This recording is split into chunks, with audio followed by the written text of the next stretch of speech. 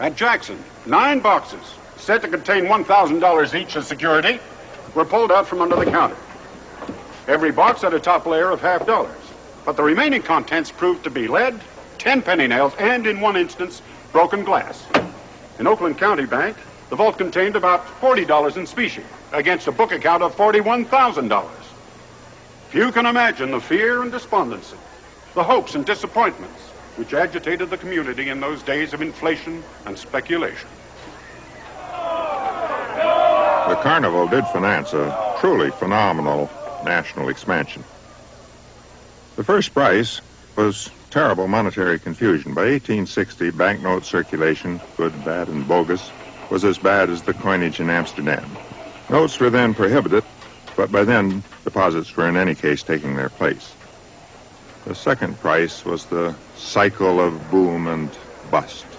Roll up and ride the business cycle. If it's good enough for him, it should be good enough for you, sir. Perfectly safe, no risk involved, no risk at all. The risk, in fact, was very great.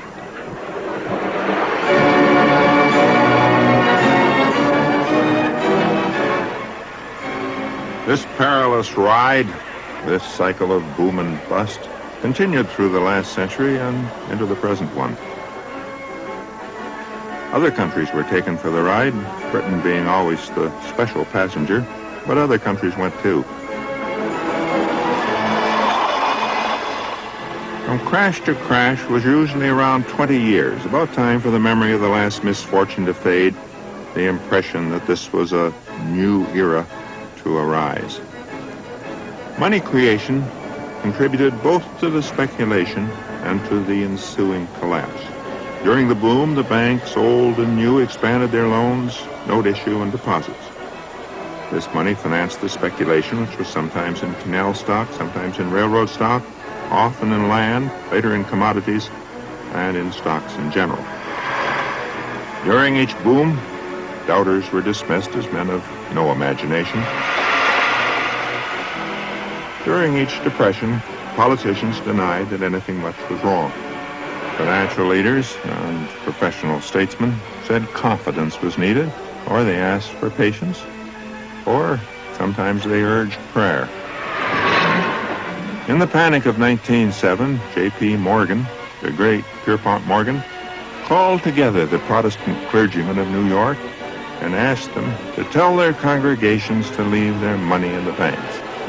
His slogan, "In God we trust," and damn well also the banks, too.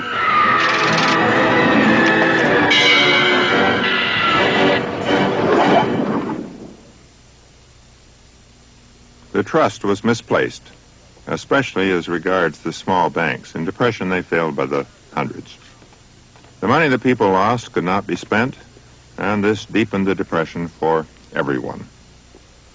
The solution after 85 years was to reverse the Jacksonian victory, create a central bank. It would regulate lending, money creation by the subordinate banks, just as Biddle had attempted. And in 1914, a central bank was established.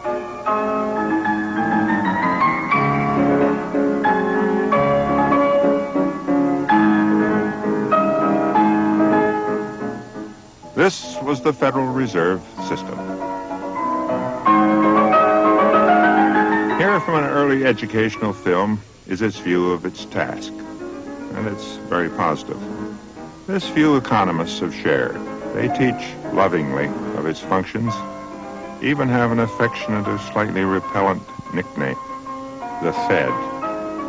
Even more positive are the words below the plaque of the patron saint, Senator Carter Glass, at the Washington headquarters.